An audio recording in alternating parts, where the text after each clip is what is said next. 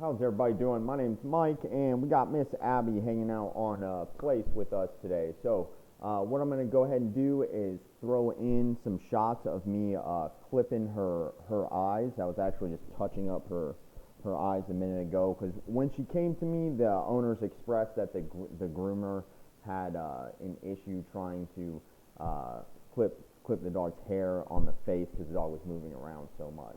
And it took us a few weeks to get to the point where we needed to get to where I could actually start clipping the hair on her face. And the reason we do that is the hair gets in front of the eyes, and then the dog you can't see the dog's eyes, and if that's happening, then that means the dog cannot see easily through their hair. So what's happening is it will actually create chaos for the dog if they can't see through that hair because they're struggling to see what's going on. So as I'm playing some shots from the video of me clipping the dog's hair, I just want you to notice a couple things I'm doing to keep the dog calm is I'm not talking to the dog. I'm not saying things to the dog. A lot of times when I see people interact with dogs, they're elevating their voice, they're shrinking themselves down, and they're doing what I call baby talking the dog.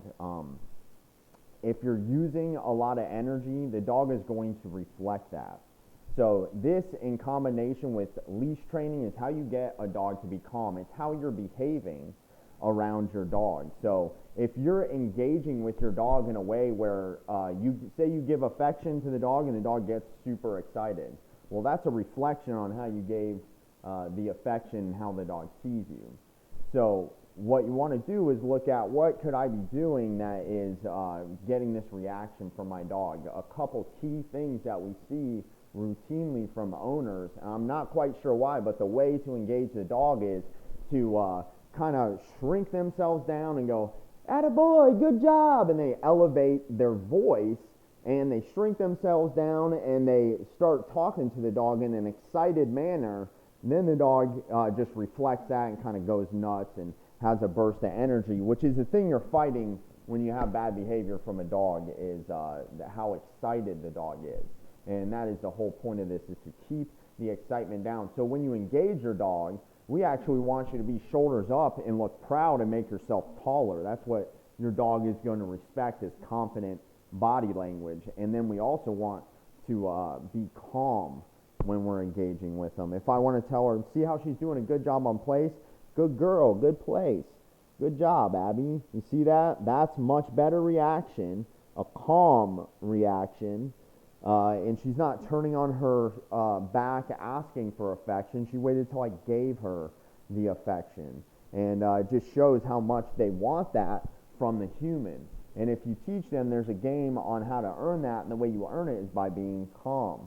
So if the dog was excited no matter what when I touched her, then I would just give her verbal praise. Good girl, good place. Then also how you touch the dog matters. If you rub the dog like this, the dog's going to get excited. We like to do a massage. Good girl. So I just take her and just kind of grab her like that. And you can see my hand's kind of like a mouth, massaging her like a dog would.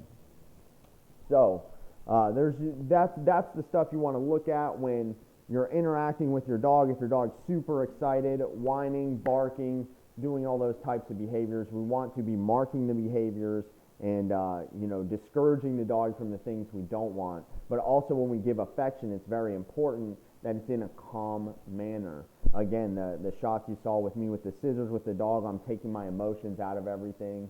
And I'm not, a lot of people will try to cut the dog's hair and say, good girl, atta girl, good girl, it's okay, when the dog starts freaking out. It's okay, good girl, it's okay. And then all you're doing is reinforcing the bad behavior of the dog. You know, when you're saying it's okay, good girl, even if the dog's freaking out while you're trying to cut hair off of its face, then you're actually encouraging the dog to keep having those spasms. So we want to encourage the dog to always be calm and confident, just like this. It's amazing when the dog goes back in the home, they get very excited because they try to do what they did before in the home. Again, the combination of obedience training with the leash and the way you behave around your dog being calm, confident, and not encouraging excitement, that is what is going to get your dog to be calm, and you're going to see the real behavior of your dog versus this excitement, which is just it's very shallow. You know, excitement's very easy to get out of a dog, and some dogs it will go into anxiety as well. If your dog whines or barks when you leave, now your excitement that you enjoyed from your dog at one point is now actually turned to anxiety. It always becomes an unwanted behavior, excitement. That's why it's so important. Again, it's important for us to clear her eyes. Again, if you can see how clear she can see now, it's much better. She has a much easier time seeing, and I can communicate much more clearly with her because eyes are one of the main tools dogs are using to tell how you feel, what you want from them. So having eye contact is a huge communication tool with your dog.